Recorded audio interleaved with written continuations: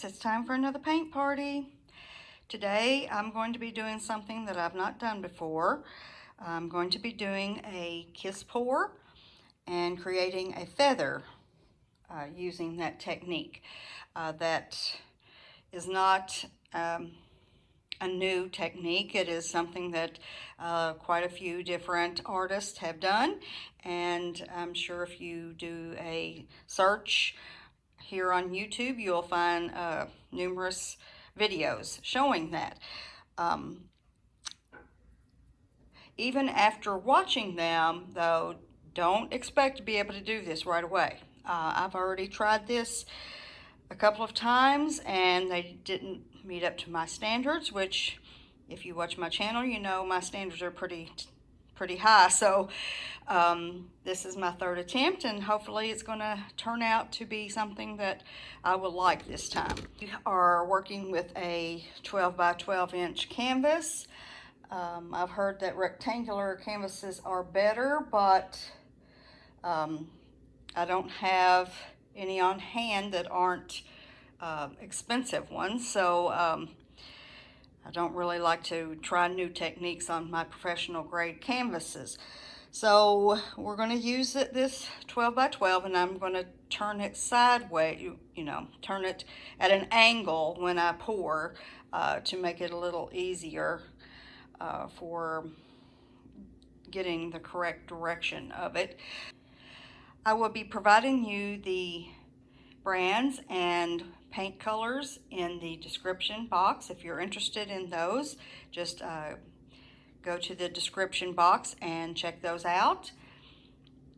I will be playing some music for you during the pouring portion, but I will come back at the end and we'll talk about the results, and I'll give you a close-up. Let's party!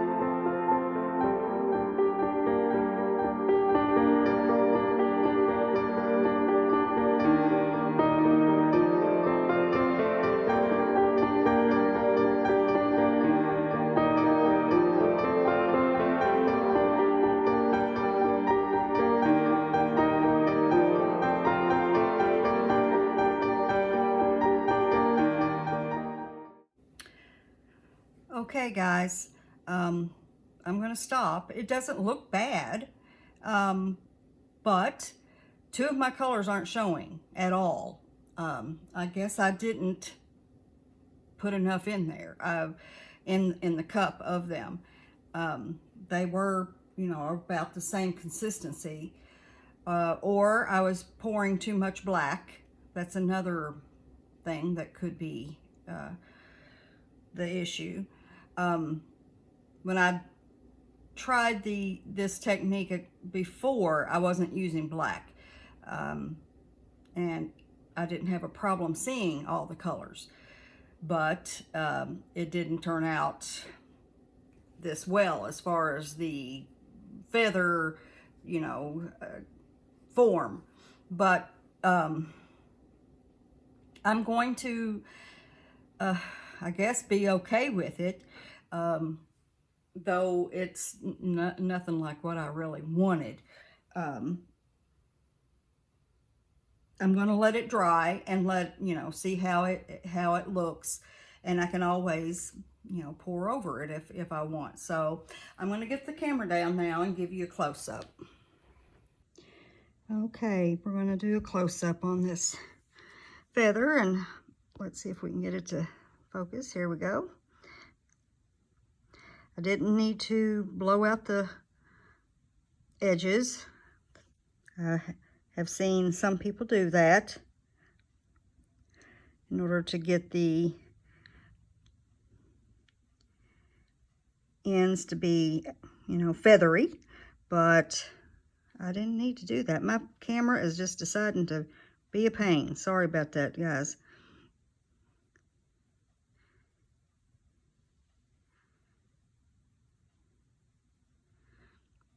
As you can see, we're not seeing any blue or the purple at all. So I know I'm going to want to do this again. But as I said, this is my first time getting a decent results that I liked at all. So I'm seeing a little bit of the hint of purple here at the end. But when it dries, we'll see if that shows up at all better. But it should be, you know, actually throughout at least half of the feather. But overall, I'm happy with it because, as I said, this technique is not as easy as it looks. And I'm not new to doing paint pouring, and I had to try it several times to get this results. So if you've not done it before, be prepared to have to practice. But that's kind of how it is with most of the techniques. They're not going to turn out perfect the first times that you do it. That's just how it is. And that's part of the fun, you know, working toward getting what getting it to come out exactly how you want. Anyway, I'm going to call that a wrap for today, and I hope you guys enjoyed this. I will be seeing you again soon for another paint party. Until then, enjoy the rest of your day. Bye. Okay, guys. I didn't wrap it up for the day, as I said I was. And if you watch my channel, you are probably not really totally surprised by that. Because it wasn't really what I wanted. And so if I've got the time and the ability, I'm going to keep working on something until I get something that's more to my liking. And this one isn't perfect, but it is much more to my liking. The black background is, you know, something that I've struggled with a lot for some reason. I love it the way it looks, but a lot of times it wants to swallow up my colors. And that's kind of what's happening here. But you can see them a lot better than the last one. I added this yellow down the middle because you couldn't see yellow at all. And I wanted the center, you know, to stand out. So that should help. I had to add that with a knife.